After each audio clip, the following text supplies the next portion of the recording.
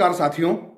आज अगर मैं आपसे पूछूं कि एक महिला न्यायाधीश का नाम बताइए, एक वुमन जज का नाम बताइए जिसने कोई ऐतिहासिक फैसला लिया हो, कोई ऐसा डिसीजन किया हो जिसके लिए दुनिया जानती हो उसे, तो शायद आप विवश हो जाएंगे कि एक नाम याद आ जाए महिला न्यायाधीश का। बहुत से लोगों को पता होगा, ऐसा मैं नहीं कह रहा हूं कि बिल्कुल नहीं पता होगा, लेकिन आमतौर पर महिला न्यायाधीश का नाम याद करने के लिए दिमाग पर जोर लगाना पड़ेगा।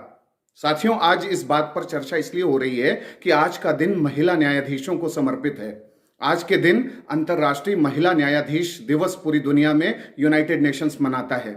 साथियों, ये देश की विडंबना है, दुर्भाग्य है।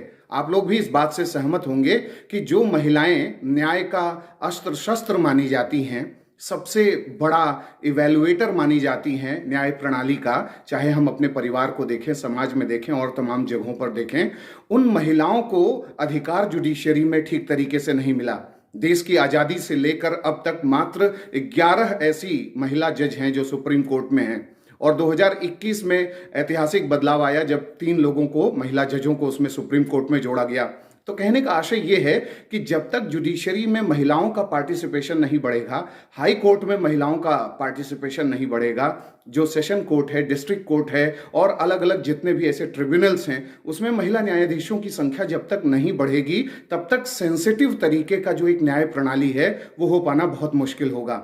साथियों, क्या आपको पता है कि सुप्रीम कोर्ट में प्रवेश करने वाली पहली महिला न्यायाधीश कौन थी? फातिमा बीबी, जिनका हाल के समय में निधन हुआ, आपने सुना होगा।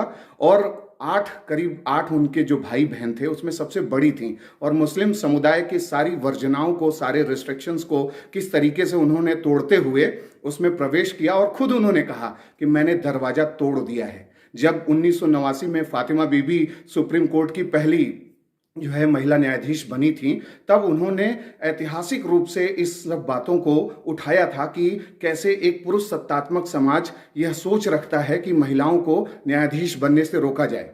इसके बाद वो तमिलनाडु की राज्यपाल भी बनी थी। साथियों, क्या आपको पता है कि हमारे देश में पहली महिला जज कौन थी? यानी किसी भी कोर्ट में या हाई कोर्ट में पहली महिला जज कौन बनी थी? वो थी अन्ना चांडी, जो केरल से थी। उन्हें भी याद किया जाता है उनकी महत्वपूर्ण भूमिकाओं के लिए।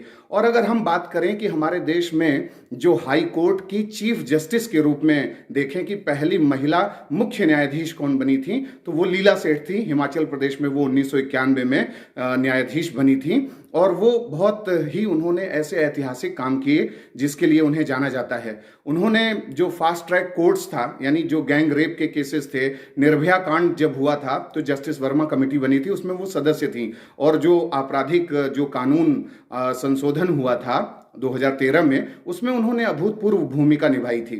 आपने विक्रम सेठ का नाम सुना होगा, उनकी मदर हैं, और विक्रम सेठ जो है बहुत ही बड़े उपन्यासकार हैं, और लीला सेठ को मदर इन लॉ कहा जाता है, उन्हें लेडी ऑफ द लॉ कहा जाता है। जिस तरीके से उन्होंने शक्तिमान जो धारावाहिक था उसका बालकों पर जो प्रभाव पड़ रहा था, बालक गोल गोल घूम करके कहीं छत पर से गिर जा रहे हैं, कहीं कूद जा रहे हैं शक्तिमान बनते हुए, इन सब चीज़ों की समीक्षा की थी उन्होंने, और ऐतिहासिक निर्णय सामने आया था। इसी तरीके से उन्होंने जिस कार्य किया जुडिशरी के फील्ड में, उन्हें आज भी याद किया जाता है। तो कुल मिलाकर के साथियों, मेरा तो अपना यही मानना है कि जो महिला न्यायाधीश है वो भारत के जुडिशियल सिस्टम में एक बड़ा रिवोल्यूशन ला सकती हैं। महिलाएं बहुत सेंसिटिव होती हैं, बहुत इम्पार्शियल तरीके से निर्णय करने के लिए देश को अग्रसर करेंगी, और इसलिए बहुत वेलकम करना चाहिए ऐसे कोर्ट्स, जो भी हाई कोर्ट्स हैं, जो स्टेट गवर्नमेंट्स हैं, चीफ मिनिस्टर्स हैं, प्राइम मिनिस्टर हैं, सब लोग जो है जब महिलाओं को न्यायाधीश की भूमिका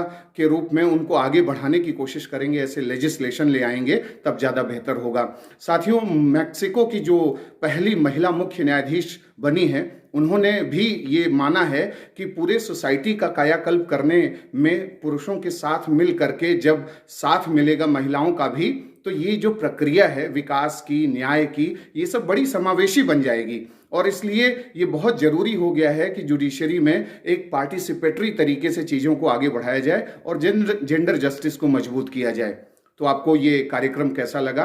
आज महिला न्यायाधीश दिवस पर आप क्या कहना चाहते हैं? महिला न्यायाधीशों के बारे में आपका क्या ख्याल है? इसको हमें कमेंट बॉक्स में जरूर बताएं।